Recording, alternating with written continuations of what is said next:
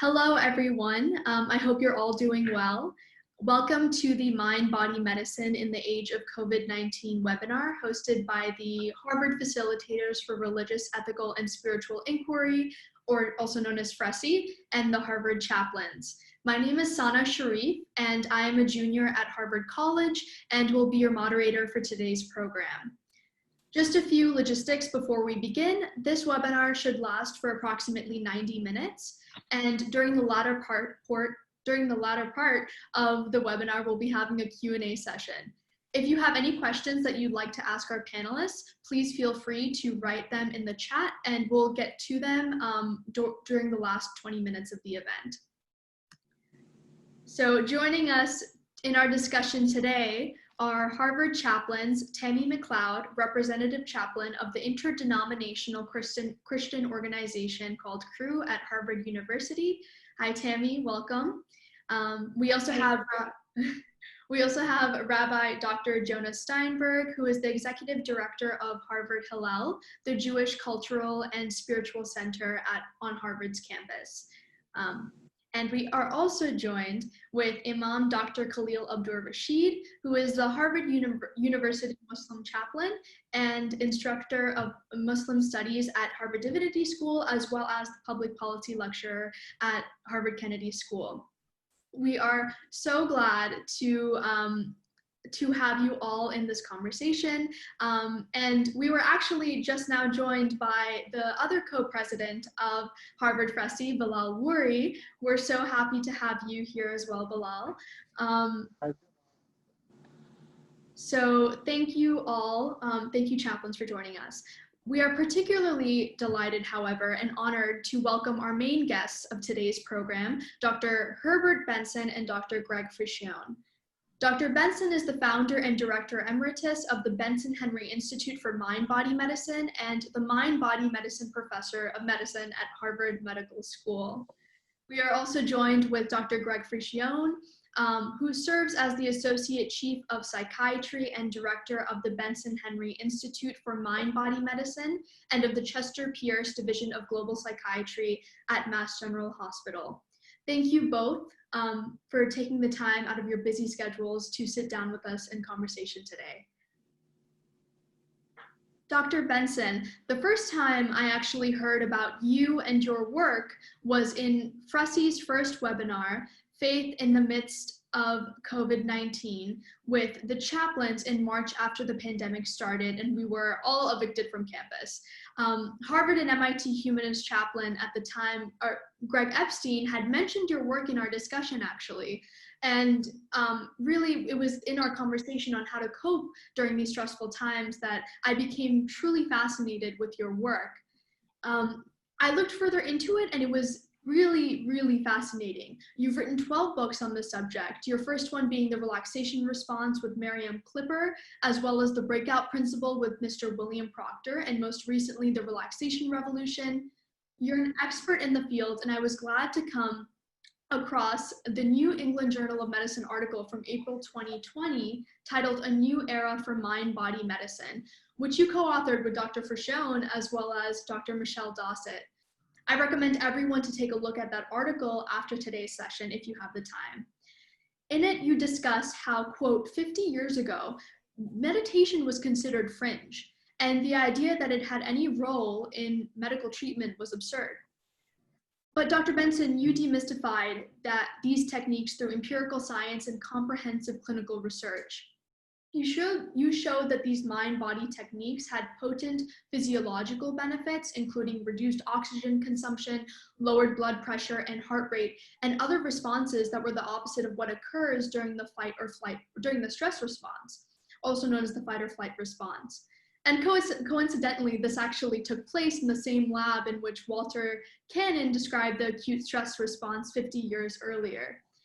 You term this coordinated set of physiological changes as the relaxation response and describe it as, quote, an inborn anti-stress capacity that transcends the differences that separate mind from body, science from spirituality, and one culture from another. But we're all curious to know how exactly a young cardiologist in the 60s at the time even gets involved in mind-body medicine in the first place. It seems like a very fascinating journey, and we'd really love for you to take us on it. Herb, did you hear that? Yes, and thank you. What a wonderful summary. I'm honored to be part of this panel and hopeful, as is stated in the New England Journal of Medicine a month or so ago, that this could be better incorporated in our overall approach to medicine. Over 60% of visits to doctors are in the mind-body stress-related realm, poorly treated by any drugs or surgery. And then the work I'll be talking about briefly today is something that is not new. It has been here for millennia, normally in the form of prayer. Well, people have used a prayer, a word, a sound, and repeated it, disregarding other thoughts when they came to mind, and felt this brought benefits. What our several decades of work have done is attach science to this. And this is why this panel is so particularly appropriate, because there is now, in a language of the day, science. We can show that when you repeat a word, a sound, a prayer, a phrase, and disregarding other thoughts when they come to mind, a set of physiologic changes occur that are opposite to the stress or fight or flight response. And this approach then gives us a vehicle to combine this work with scientifically proven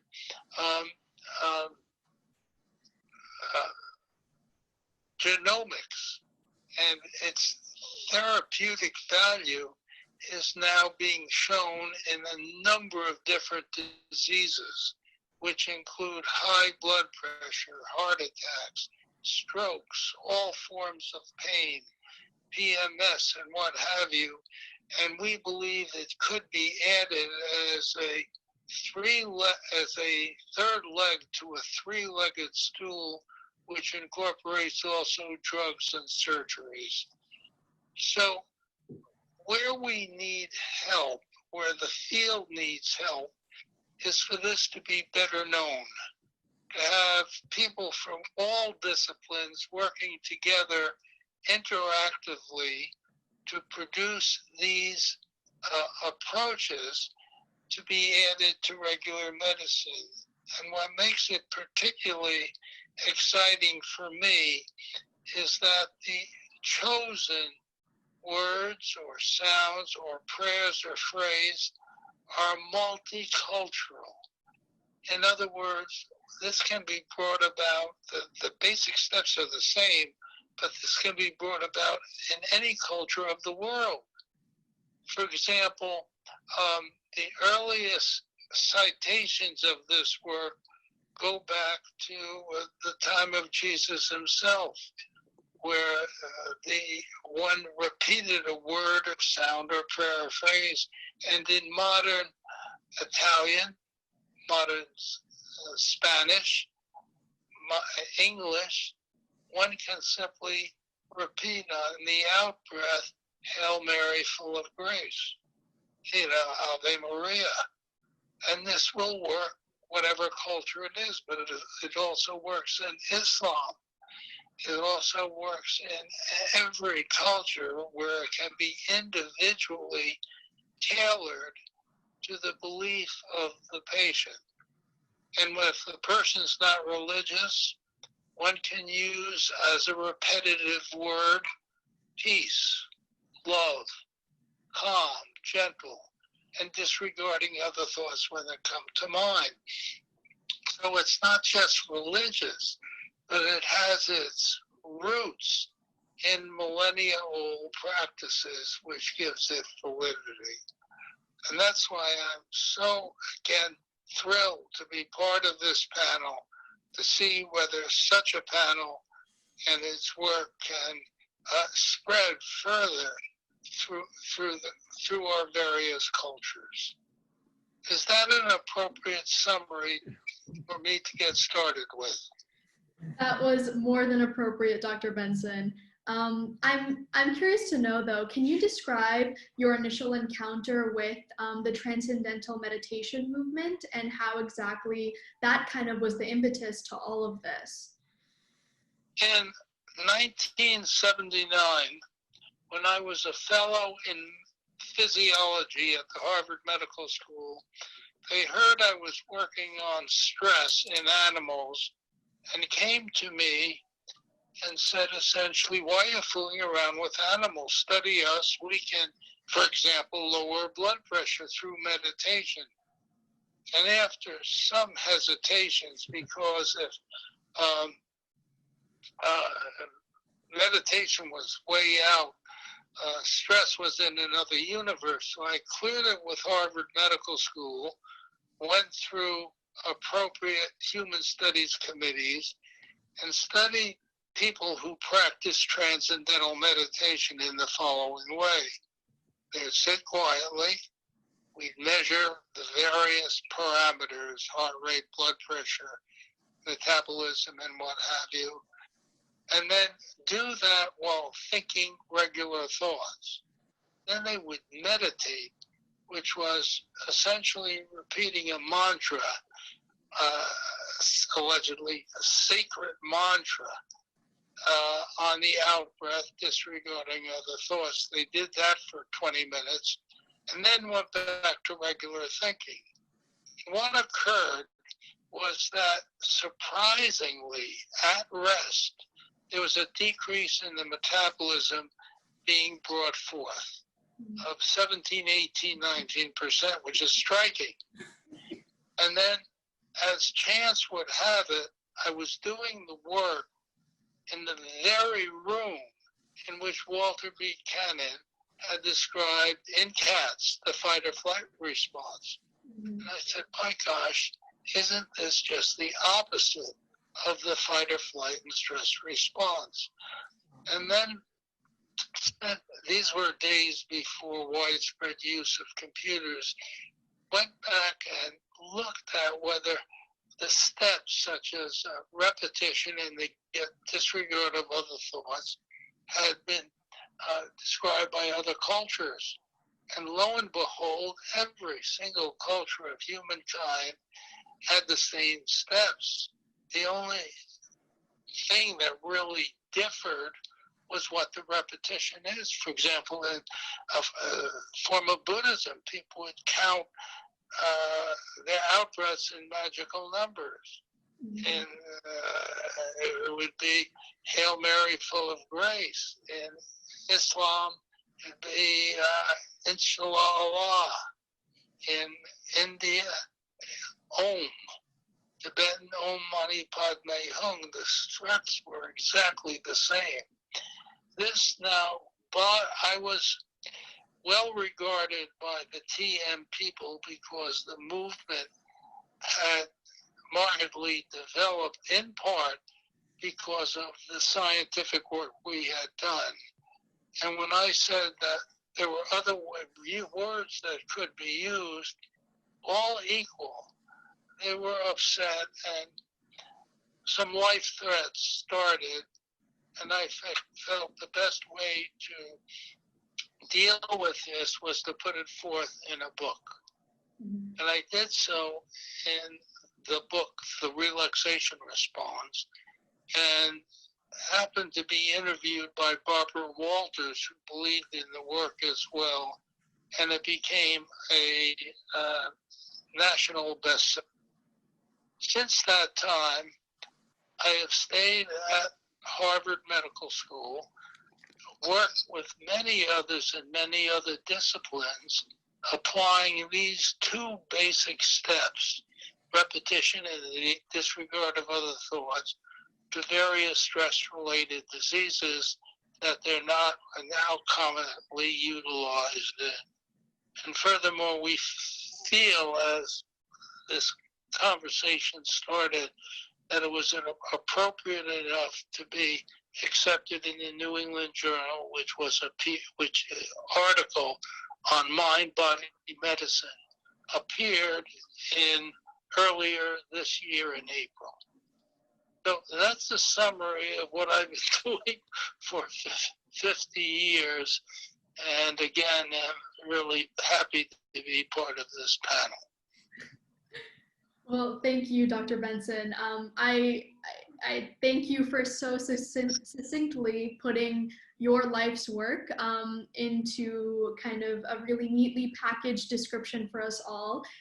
We all truly, it takes a lot of gumption to kind of go against what had been the trend at the time. I mean, meditation was fringe, it was not out there. This took a lot of it took a lot of initiative on your part to really pave this way for mind-body medicine. And I think we truly appreciate all of your work and the passion that you've put into it. If I may, Mhm. perhaps Dr. Fricchione could describe some of our most recent work, which show that when people evoke this response, there are genomic changes. Greg, are you comfortable with that? Yes, I am, Herb. Is that okay, Sana? That's more than okay. Please Okay. go about it. Well, but first I want to mention that I feel really blessed. I've had wonderful mentors in my career, and Herb is right up there as a mentor.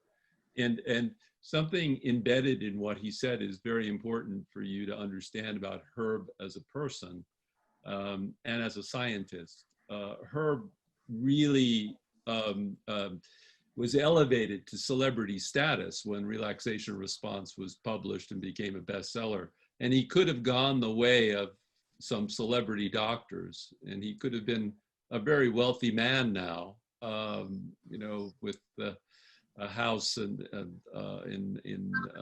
Palm Beach or what have you. But instead, he chose to stay at Harvard and to continue his scientific work. And that speaks volumes about the kind of person, the kind of non-narcissistic person Dr. Benson is.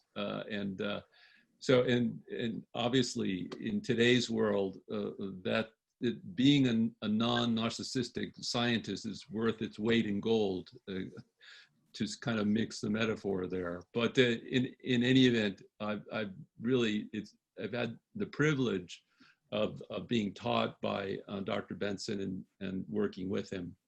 In fact, back in the late 1990s, when I was at the Brigham, I was director of research at the old Mind-Body Medical Institute.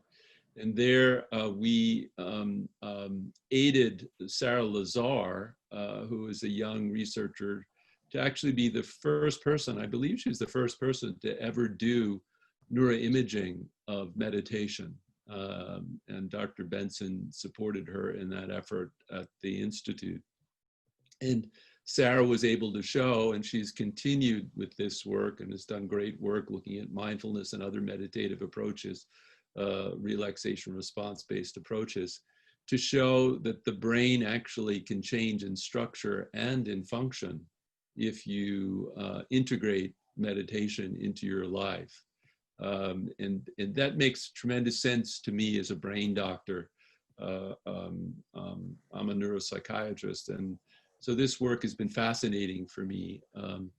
So at the new Benson-Henry Institute for Mind-Body Medicine at Massachusetts General Hospital, which got its start in 2006 with the generous support of John Henry, the owner of the Red Sox and the Boston Globe, who had become a friend of Dr. Benson's and a believer in this work. We have done some groundbreaking research at the interface of mind, brain, and body. And that includes the neuroimaging work of Sarah Lazar. But in the middle 2000s, we started to read about how stress, chronic stress, can actually alter the expression of your genes. And so your audience knows that while we are born with a genetic endowment that doesn't change, we have a set of genes that doesn't change. We now know, putting to rest that old nature versus nurture argument, that the environment really has an extraordinarily important role to play on the proteins that your particular genetic endowment produce. And your kind of phenotypic life is dependent on those proteins produced by your genes. And so environment, and we're interested in environmental stress, both external and internal stress, will change the activation state of your genes. And so we were interested in studying those activation states. And with the help of researchers actually from the Beth Israel in Boston, Tuvia Lieberman and Manoj Basan, yes, we were able to look at the effects of relaxation response training on novices. And this was a wonderful experiment designed by our researchers, including Jeff Dusek, who was part of our research team at Benson-Henry. And what we did was, it was a cross-sectional study. We took experienced meditators and we cross-sectionally looked at their gene expression profile and what's called their gene ontology state. Using bioinformatics, we were able to show that experienced meditators, when you looked at their heat maps, and heat maps are these, I wish I had a picture, you can tell which genes are more active and which genes are less active. We were able to pick up genes that were in experienced meditators that were highly active and genes that were hypoactive. And then we took novices, and these were novices who never had meditated in their lives. And we did a cross-sectional study of their gene expression. And we were able to look at the differences in gene activation states between experienced meditators and novices. And there were crisp changes in certain genes. And these genes had to do with things like oxidative phosphorylation, very important for your mitochondrial health, and the inflammatory response in particular, and other genes as well. For example, insulin receptor sensitivity genes. So, and then we took that novice group and we had them go through 8 weeks of relaxation response, a single point focused meditation. And we asked them to integrate that into their daily lives for those 8 weeks. And then we retested them in terms of their gene expression. And lo and behold, we saw a change. Those genes that were hypoactive in the novice started to become more active, and they moved towards what we saw in the experienced meditators who had been meditating for 5 years or more. And those genes that were hyperactive in the novices started to become less active, moving towards the same pattern in the experienced meditators.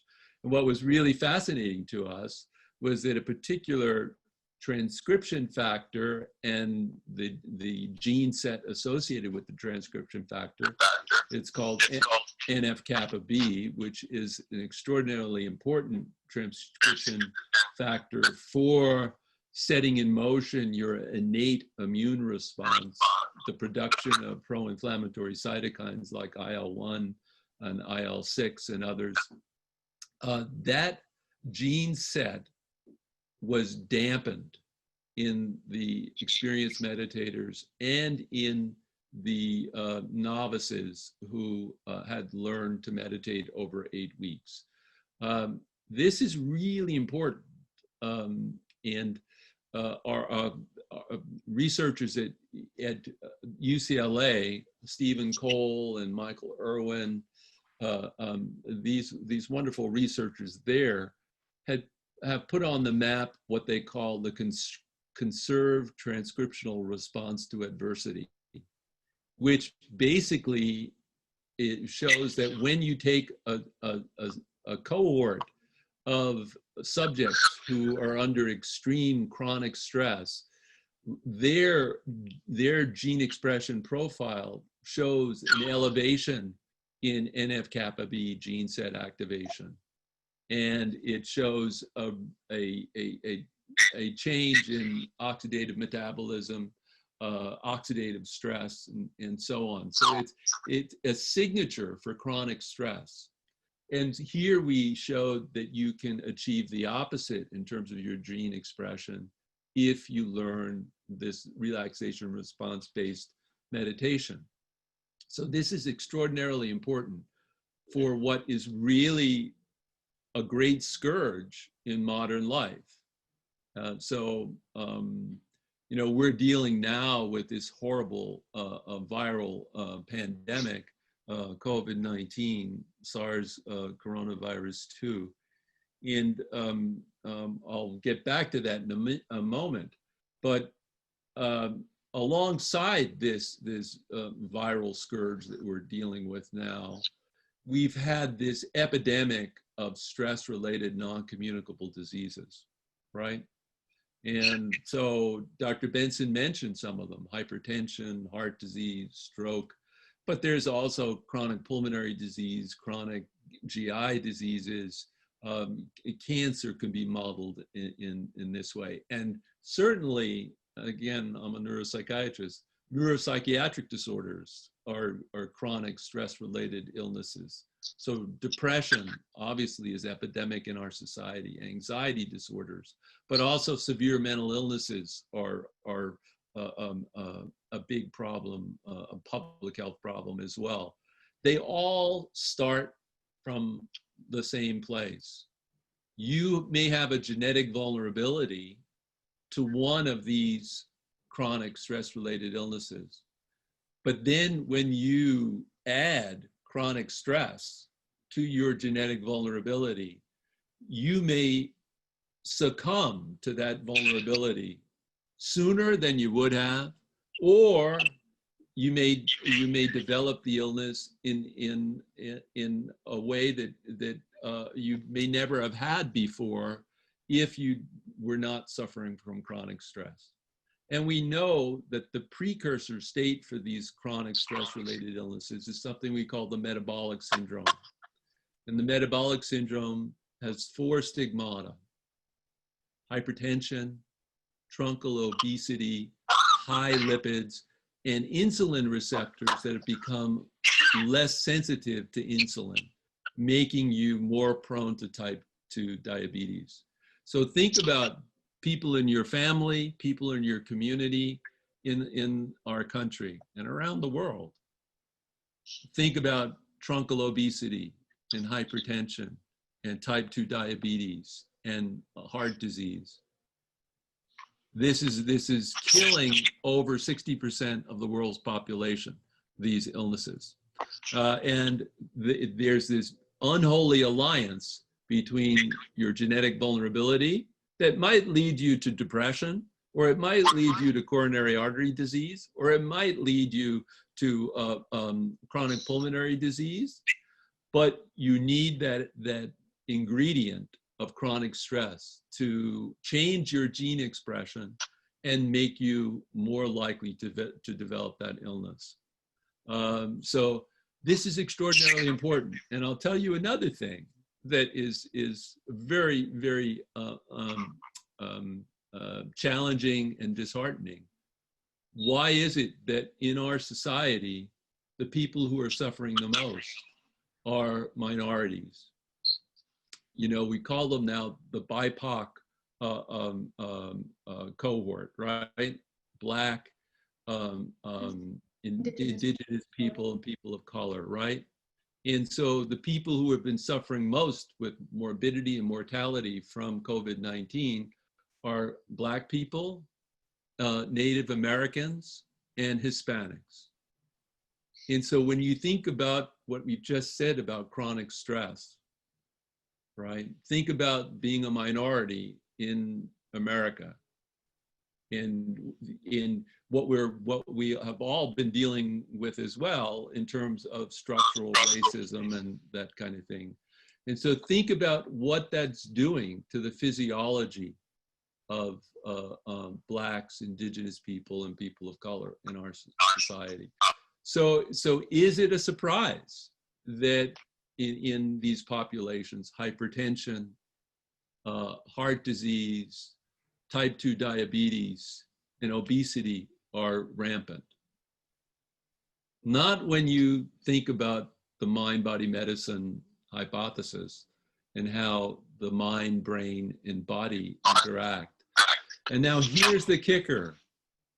We hypothesize at the Institute that not only will this kind of unholy alliance of chronic stress and your genetic vulnerability lead you to these chronic stress-related non-communicable diseases, but they will also make you more vulnerable to viral illnesses. Because while NF-kappa B becomes hyperactive under conditions of chronic stress, that only protects you against bacterial illnesses. And that's your innate immune response. And it makes sense.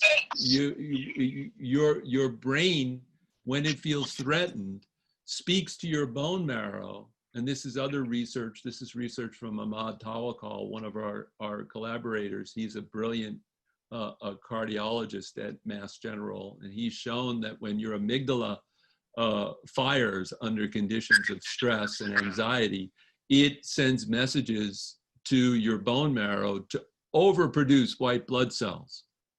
That's because evolution is very wise in saying that if you feel threatened, you may, your brain may be telling you you're going to get assaulted, you're going to get hit on the head, you're going to be in some sort of threatening situation, and you're going to want those white blood cells circulating to fight off whatever trauma or infection hits you.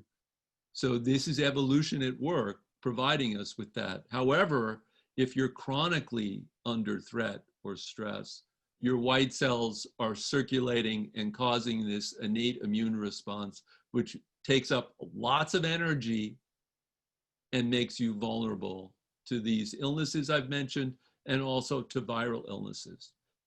So it may all be coming together in this horrible experience we're having in our country with COVID-19, and the fact that people who have these chronic stress-related illnesses seem to be more susceptible to the darn virus as well. So anyway, I may have gone off on a tangent or two, but you can see that at the Institute, we're very excited about what we're understanding about how the brain and the body connect up and lead to a lot of the illnesses that we doctors face day in and day out. Dr. Fricchione, that was extremely insightful, and no, the tangents were very much appreciated. I'm curious, well, actually, as both a student of religion and science, that really spoke to me. And I'm really grateful that you also brought up BIPOC communities and the risk that they are at and the attention that needs to be paid attention to them. But I did really also appreciate how, the beauty of mind-body medicine and its application in these stressful situations. In that paper that you had mentioned, you said that the turnaround time was about 8 weeks for novices who began meditation. It takes that short of a time to feel the benefits of meditation and mind-body medicine and mind-body techniques, which I think honestly is very comforting for a lot of people here.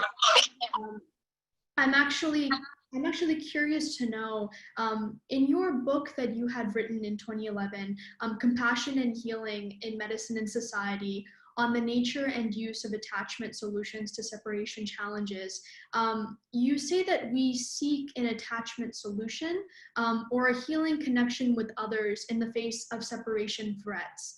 I'm really curious to know how you can apply that in the context of the COVID-19 pandemic. What exactly are the separation challenges and what are the attachment solutions right now? Yeah, well, that's a wonderful question, Sana. It's very thought-provoking. And, I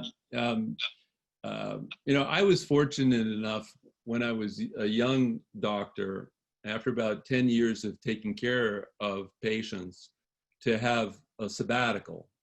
So I spent it at the Brain Evolution Labs at NIMH in Poolesville, Maryland, with this brilliant comparative neuroanatomist, Paul MacLean, who is really the father of the limbic system. And Paul taught me an awful lot about brain evolution. He knew everything there was to know about lizard brains.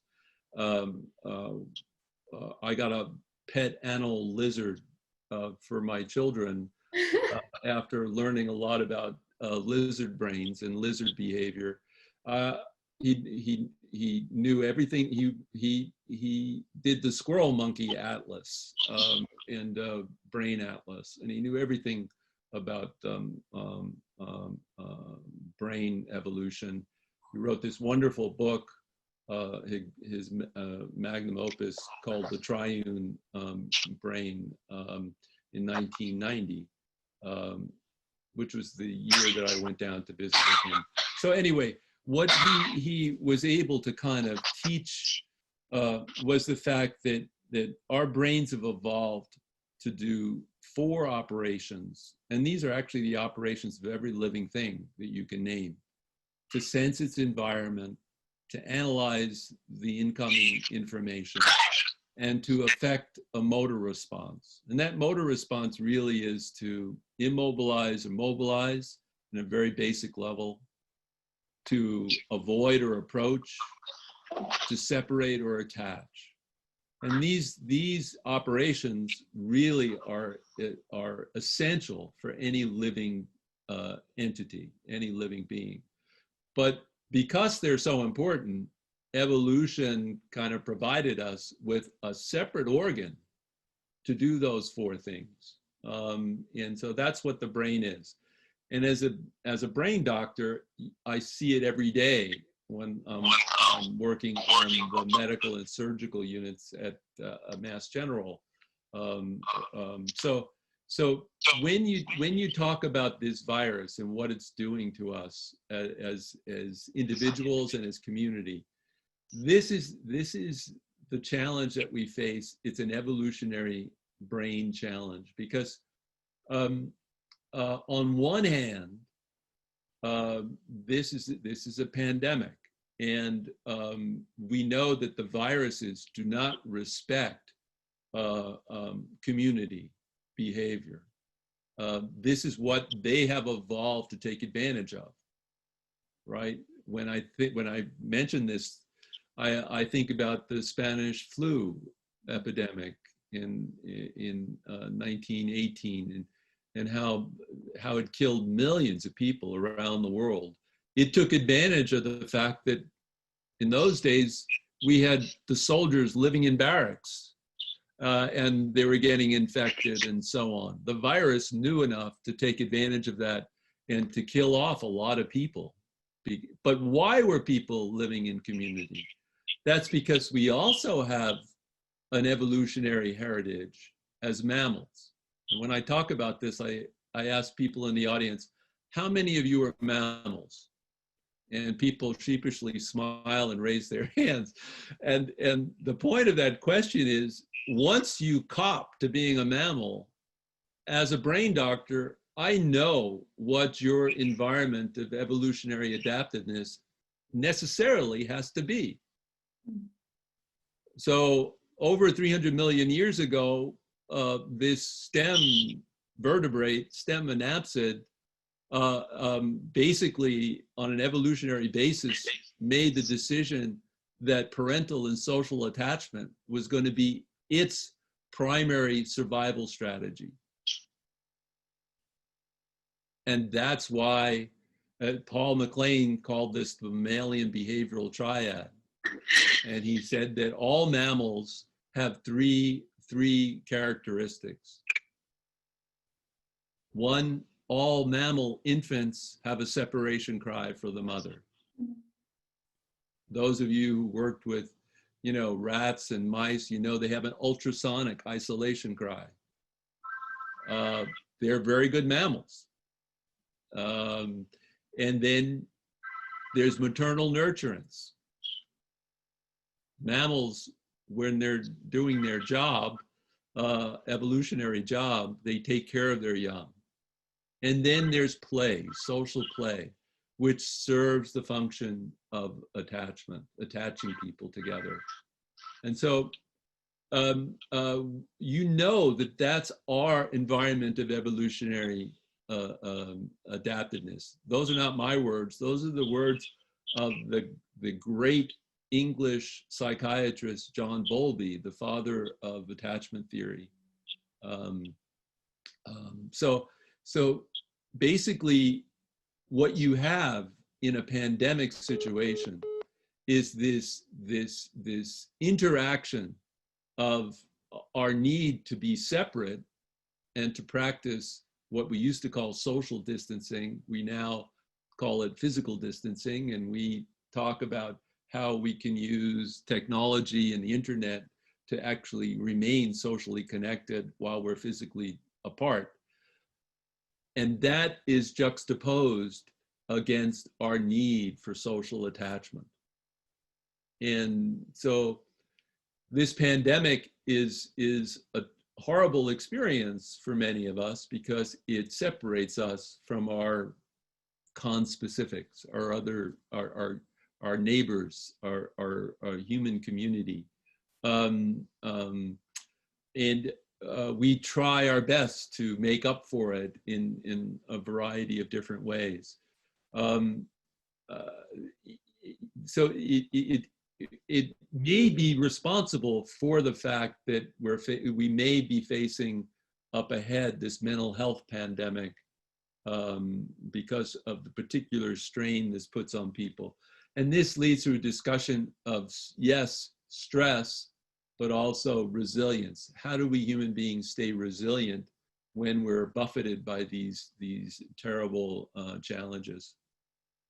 No, that's very insightful. And that last point, we attempted to kind of go into during our last webinar, but I think it's definitely something that faith plays a large role in, that spiritual connectedness plays a large role in increasing that resilience factor and to kind of improve overall well-being to deal with this pandemic better. And that's why I'd really like to kind of shift the conversation over to the chaplains. And we had kind of heard from Dr. Benson about the relaxation response and how with various, you can use different words that can either be religious or secular in origin to elicit this response that has so many physiological benefits. And I think many people might be a little bit confused about today why why FRESI and the Harvard Chaplains are sitting in conversation with two clinician scientists. And I think the answer to that is an attempt to bring science and spirituality together because spiritual connectedness is a huge factor in building resilience and to help heal during this pandemic. So Rabbi Steinberg, do you think by using some repetitive words like shalom and echad that are so imperative and so vital to your faith that many in the faith are unknowingly practicing the relaxation response in their daily lives? I wish that were the case, Sonia, I'll tell you something. You know, you mentioned meditation perhaps being fringe in the 1960s, and perhaps even in Western culture to this day. I fear that prayer is somewhat fringe in Jewish culture these days, and that's in part because it's a wrong word. I mean, with all respect to where that word comes from in the English language, the Hebrew word tefillah, which is our word for worship, which is again a borrowed word, but the word tefillah, which we use for that experience, is really, literally speaking, falling. And you can call it a falling into awareness or a falling into reverence. I would call it a falling into presence. And you can put a capital P on that presence if you like and are theologically inclined, but it's also a presence of self, and you can put a capital S on that self if you like and are theologically inclined. So I think far too many people, when they go to synagogue or attend worship, and it's our own, you know, in a sense, our tradition sets us up for this, because there's the tremendous hurdle of Hebrew, even for Israelis who are modern Hebrew speakers. There's the kind of daunting, it's almost like going to a Shakespearean recitation if you're an English speaker. So words. And one of the things that I've learned, and I don't have time to acknowledge the amazing teachers that I feel very grateful to in this moment. And let me just say that I am just so deeply honored to be here with my colleagues, with you, Sana, and with Dr. Benson and Dr. Fricchione. And this is such an affirming and wonderful conversation to be having in this moment. But I think for a moment of my doctoral supervisor, who was born in, well, really Transylvania, what's now Romania, in between the world wars, as a survivor of the Holocaust, grew up speaking Yiddish and a sort of hodgepodge of Yiddish and Hungarian and Hebrew. He would not use the word meditation. But what it reminds me of is when the words are so deeply familiar as they are to a person so steeped in the tradition, it becomes like a virtuoso instrumentalist who knows, let's say a pianist, who knows the keyboard to perfection, is not thinking in the moment about the technicalities, knows the mechanics of the piece so well that the performance is the wrong word for prayer, but that the experience, the enacting of it can simply be a falling into, right? A falling into the experience of playing the piece. For those who are sort of steeped in the very, very wordy, I'm sitting in back of all these books behind me, you know, people of the books, sort of tradition, then yes, prayer, tefillah, falling into these daily recitations can be that kind of experience. I'm sitting in my office rather than at home right now because I'm preparing high holiday services, and I'm struggling to prepare online high holiday services that give enough of the words of the tradition to do right by the heritage, but also, I hope, will bring people into an experience of presence.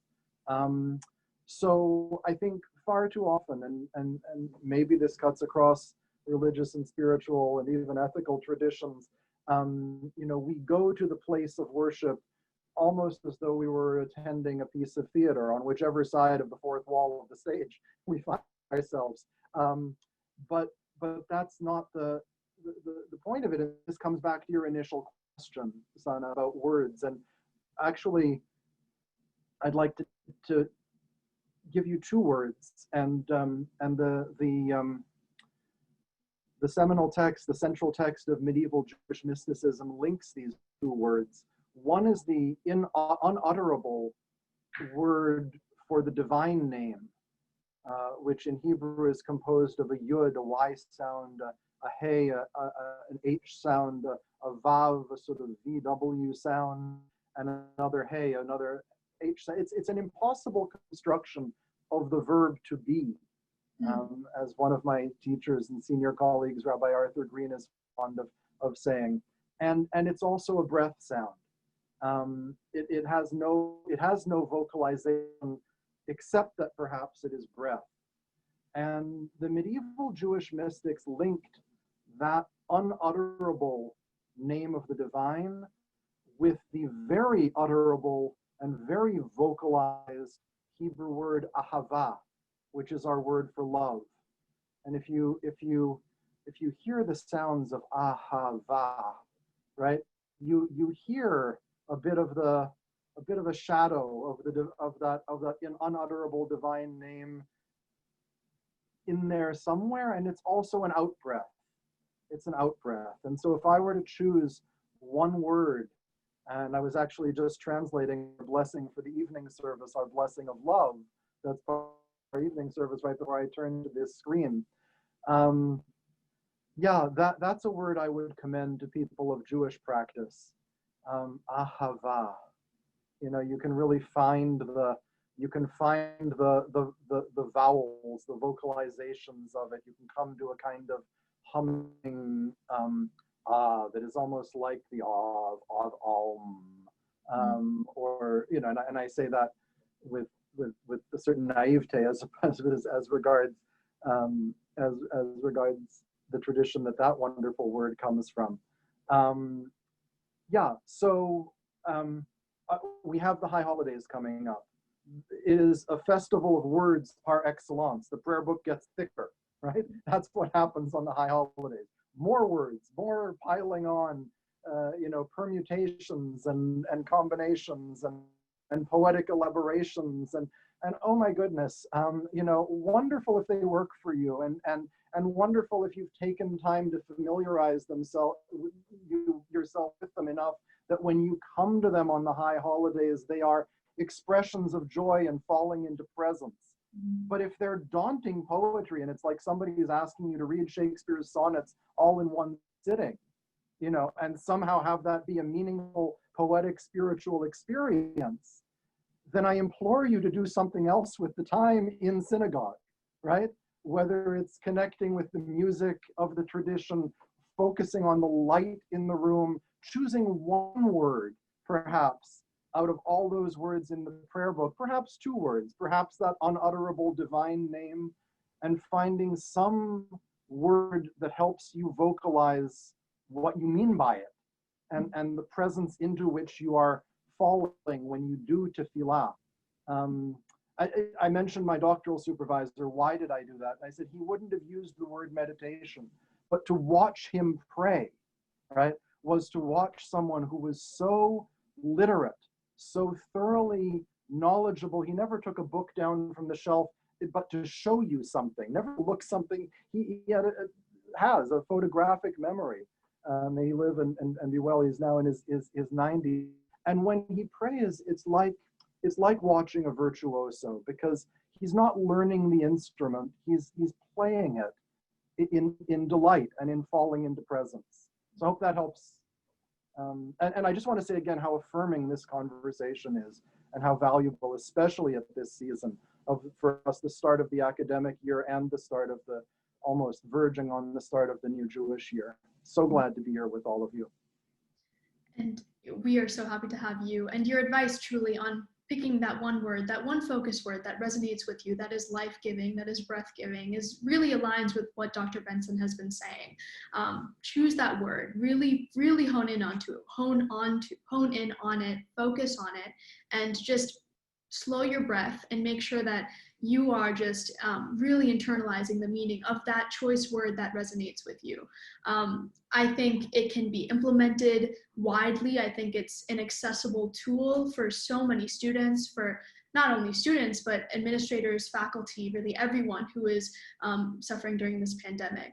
I want to ask Chaplain Tammy, actually, how does this work benefit the crew community? How do we see spirituality, how do we see that help really build resilience among the crew community? As Sana said at the beginning of our time together, I approach the practice of meditation from a Christian perspective and from my own graduate studies in spiritual formation, and then the regular practice of teaching these spiritual practices to Harvard students. And they're very ancient, as was acknowledged, been around for millennia.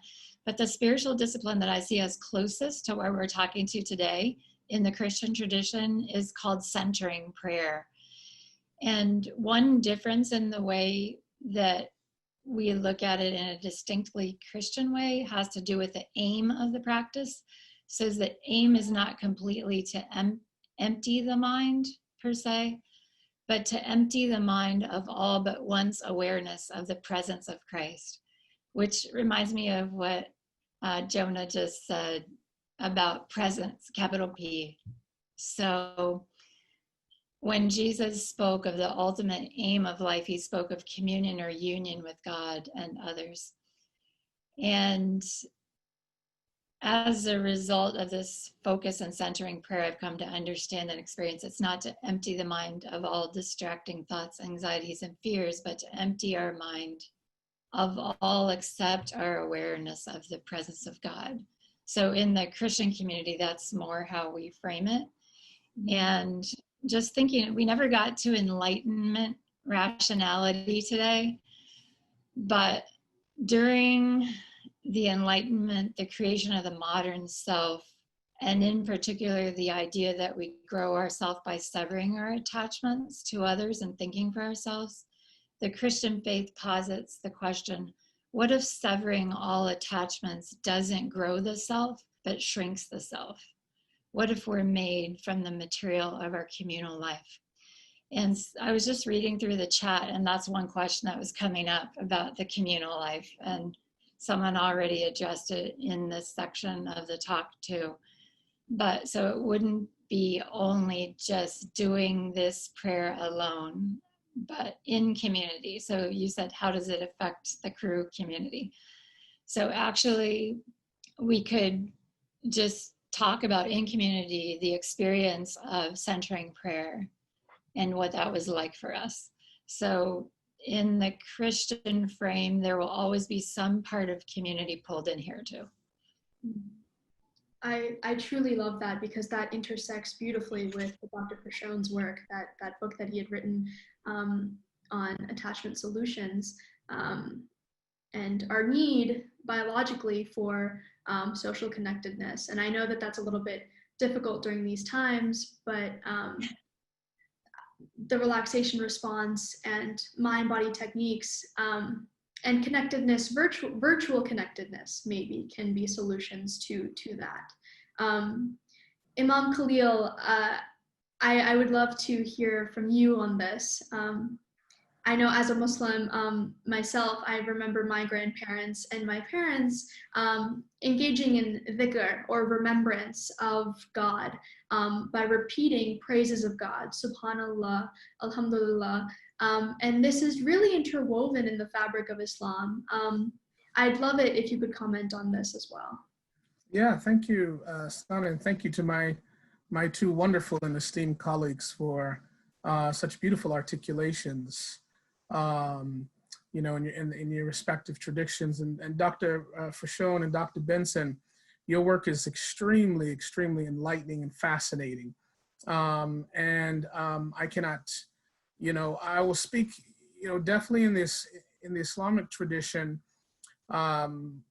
we have, you know, the exact practice of, you know, transcendental meditation, as you and Dr. Benson call it, and refer to it. And I was watching a video of Dr. Benson talking about the process, and I was deeply struck at how precisely I was going, you know, if I were writing an article, I would say, you know, for sure, Dr. Benson had visited a session where there were and observed Muslims doing this. And obviously there are, you know, there's parts of the transcendental meditation that are absolutely universal in all traditions. Definitely in the Islamic tradition, you sit, you're quiet, and you are not allowed to think of any kind of worldly thoughts. As a matter of fact, I remember, you know, my spiritual mentor telling me, you're not even allowed to think about pushing thoughts out of your mind. Just don't think of anything, right? Don't exert any effort in thoughts. And then he said, and when you try to do that, they'll come at you, those thoughts will come at you like rain, right? It will rain, it will shower thoughts. And so, and he said, but the key is the repetition. And he said the repetition is on the divine name, right? It's the name of God. And so, you know, typically in the Islamic tradition, the name of God is Allah. And so it's typically a repeated phrase, Allah, Allah, Allah, or a variance of that. For example, God is great, Allah Akbar, or there is no God except the divine Lord, you know, La ilaha illallah, God is exalted, some phrase which invokes God, and it must be repeated. And typically, and Dr. Fricchione, maybe you can comment on this as well, because I actually have two questions for you related to this, but typically in the Islamic tradition, you'll find this done in two ways. And I've always wondered if there were any physiological effects in terms of the difference. One way is that you'll see it where the dhikr, as it's called in the Arabic language, dhikr, which means remembrance, right?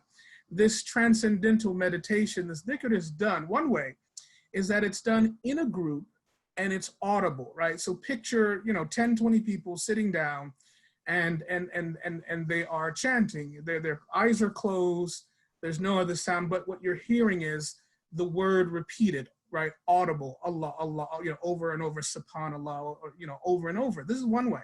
The other way is very different. The other way is a prohibition against the utterance of sound, almost like Rabbi Jonah was saying, where you're not supposed to utter anything, but the breath is important. In your mind or consciously, but so you, us, and somebody sitting next to you looks at you and they think you're asleep. You know, your eyes are closed, you're sitting there, you know, you've got your posture. Internally, you're doing repetition, you're doing dhikr, but audibly there's no sound. But you're breathing.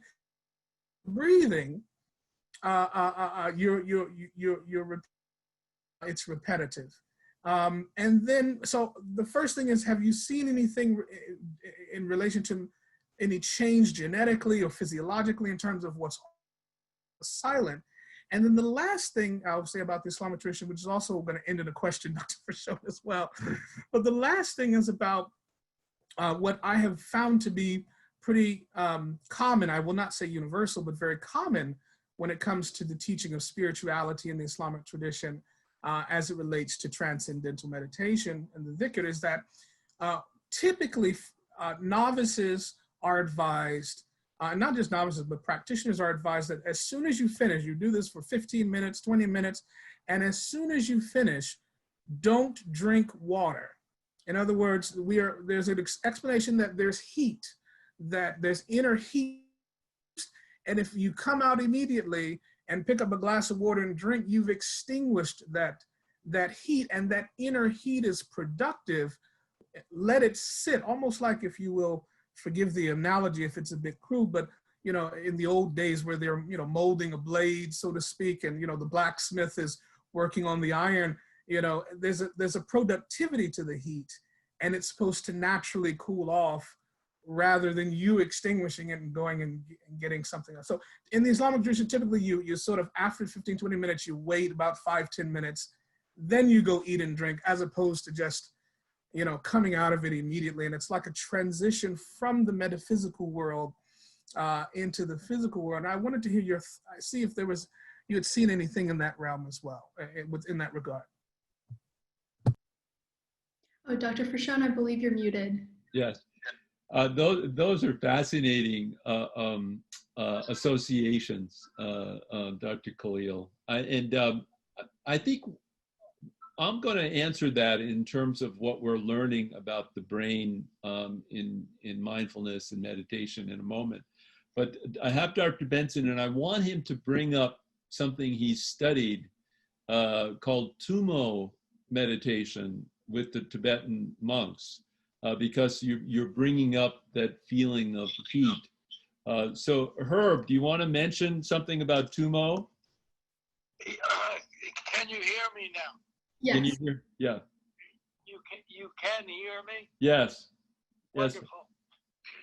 We had read that there was a form of meditation, Tumo, when meditating and visualizing upon the heat, one could actually generate a body heat that allow people in cold weather to dry icy wet sheets on their bodies.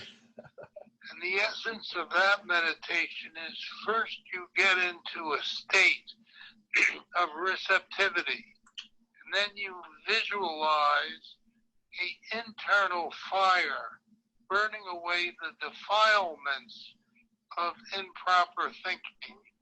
And under those circumstances, after years of practice, Tibetan Buddhists can learn, and we have pictures of the videos of this, to get in 50-degree weather to get the sheets steaming. Yes. So what I'm hearing are all sorts of ramifications that you just briefly described that can lead you to different states. And it's my current feeling that there's one common state that you get into, the relaxation response, which then is a doorway to use other features like drinking water or breathing a certain way to carry you into other states. Does that make sense to you? Yes.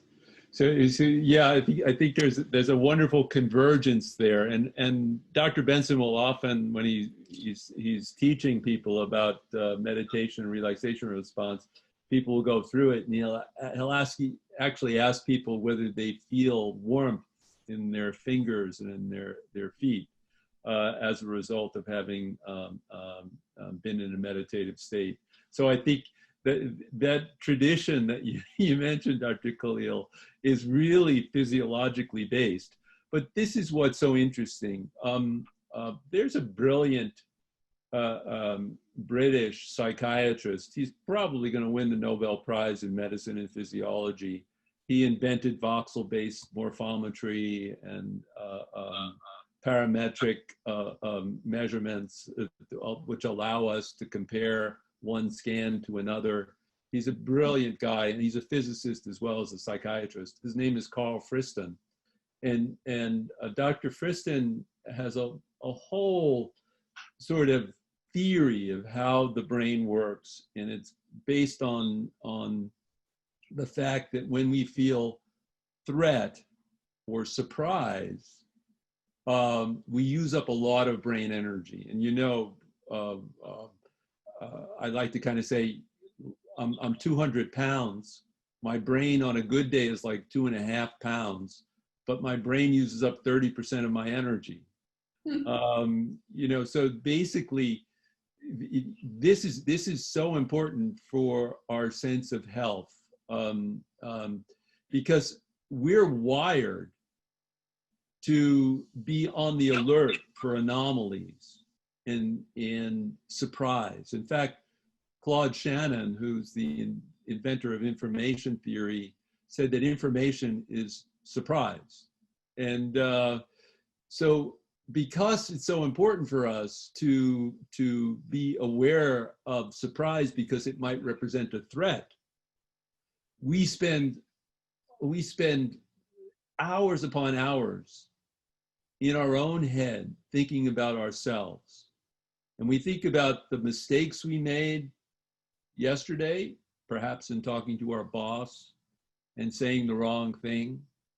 And we spend hours thinking about the future and what worries us. Here we're with these students from these incredible universities, and they're going to have a test, on Friday. And they're thinking about how they're going to do in comparison with others and so on. Well, this part of the brain is called the default mode network.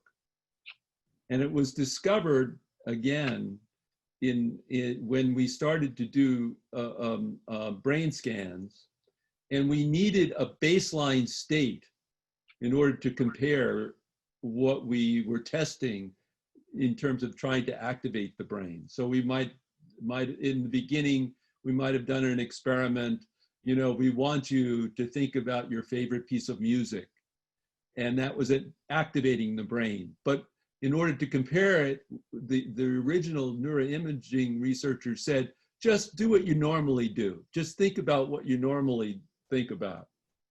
And lo and behold, that was a highly activated state.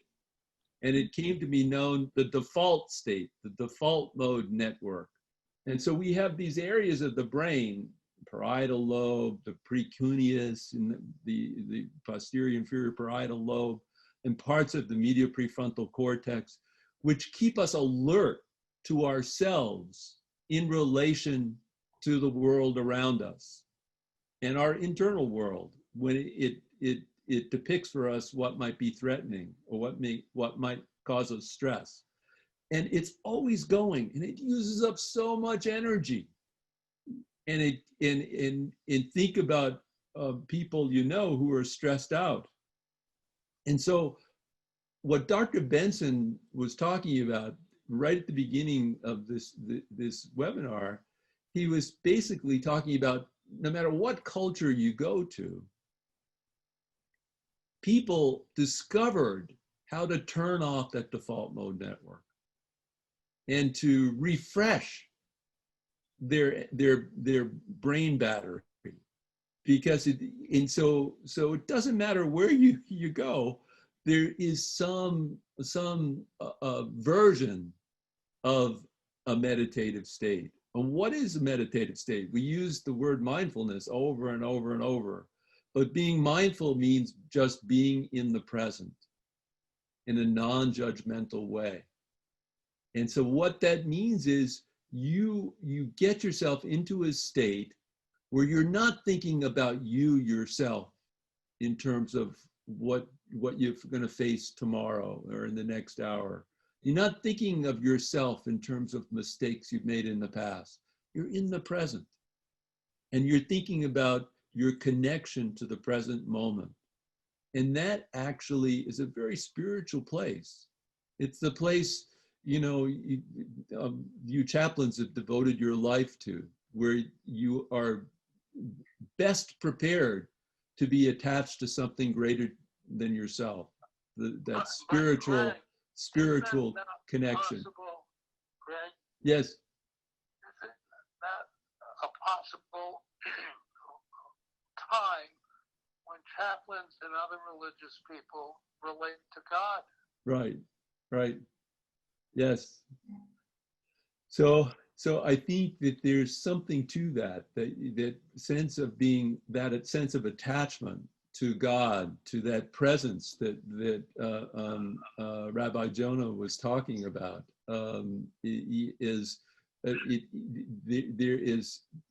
There's just more of an opportunity when you're not focused on yourself and the challenges that you may be facing in your everyday life.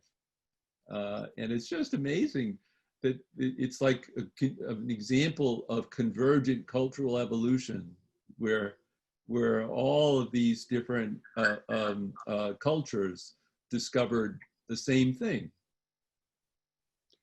Dr. Fricchione, I think that relates very well to one of the questions that was posed by actually Mr. Proctor. He wanted Dr. Benson to discuss the "oh well" technique and how we can implement that in our daily lives. Did you hear that, Herb? Not quite clear. Please. Bill Proctor is asking you to describe the "oh well" phenomenon.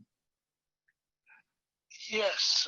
Hello, Bill Proctor. Bill Proctor is an old friend. We've worked together and written together. Oh well, I view as a state when you clear the mind. I've been listening to other people artfully describe one carries one in different directions. Greg, you just put forth a set of nice examples. What oh well does, it just sort of is an eraser, erasing all that was written before. it just gets back to a basic state, which is a clear state. Is that Dale Proctor? Or you can't do it. But I hope that explains what I view well as. It's an ultra neutral state where you can get started again. Mhm. I really appreciate you describing that, because I think it is very applicable and very practical, especially for us very stressed out students who are taking virtual classes from home and who may be experiencing Zoom malfunctions here and there. And we just need to say, oh well, and move forward. But I really appreciate you saying that and describing that. We have another question from Lillian Chung to all of the panel, or specifically actually to Dr. Benson and Dr. Fricchione. She asks, the UK All-Party Parliamentary Group published Mindful Nation UK in 2015. Now NHS and all UK schools are incorporating mindfulness in their clinics and schools. What do you think it would take for the US to make mindfulness an everyday livelihood practice? Go ahead, Greg. Well, You see how that go ahead, Greg, was equivalent to oh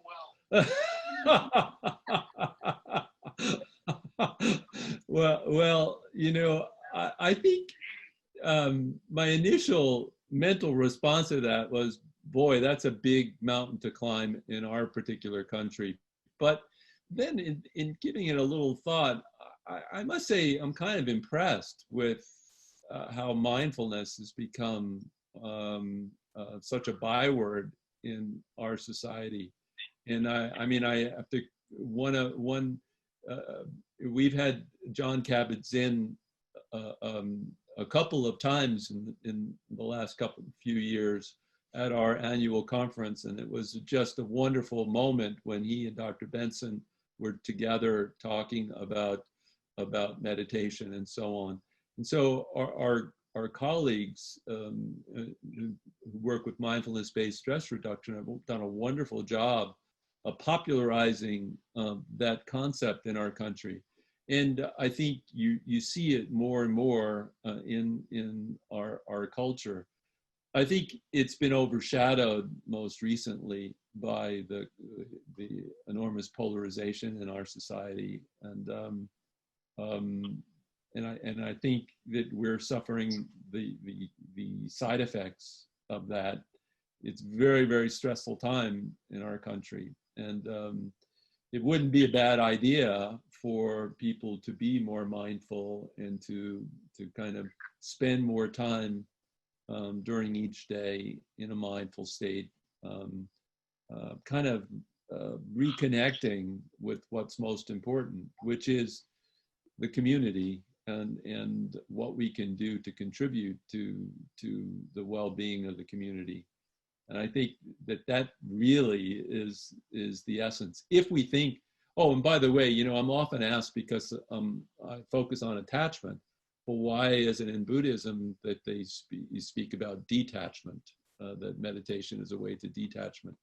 But a dear friend of Dr. Benson and myself, Lobsang Rapkay, who's a Tibetan monk and a Western psychologist out of UCLA, I remember him telling me, well, it's detachment.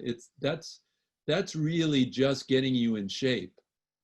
And so the Buddha wanted to do that as a challenge for the purpose of returning to the community to help them with suffering. So it really was his version of an attachment solution. It wasn't the fact that he wanted to separate. He wanted to return to the community to help relieve their suffering. And I think that I think is a clear message to all of us about what all of you chaplains have devoted your life to, and what we want to see happen. That we're in it together, and the well-being of the community is really our individual wellness.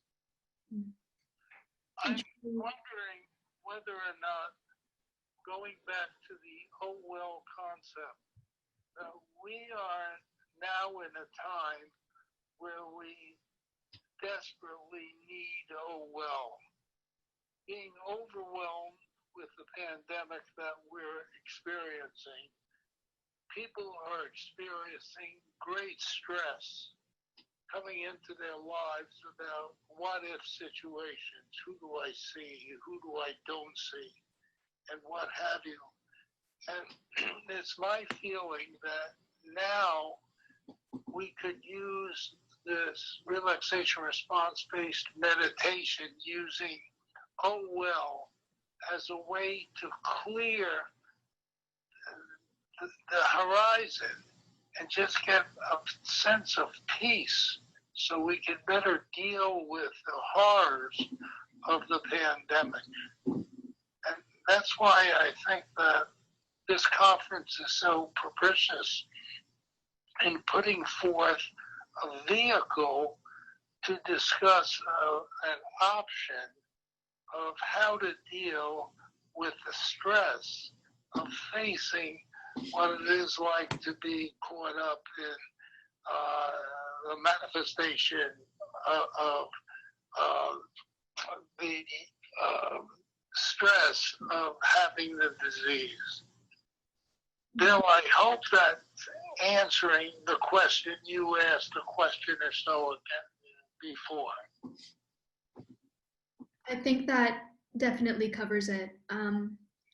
I just want to, we have 5 more minutes left, and so I'm going to squeeze in one last question before we close, before we end.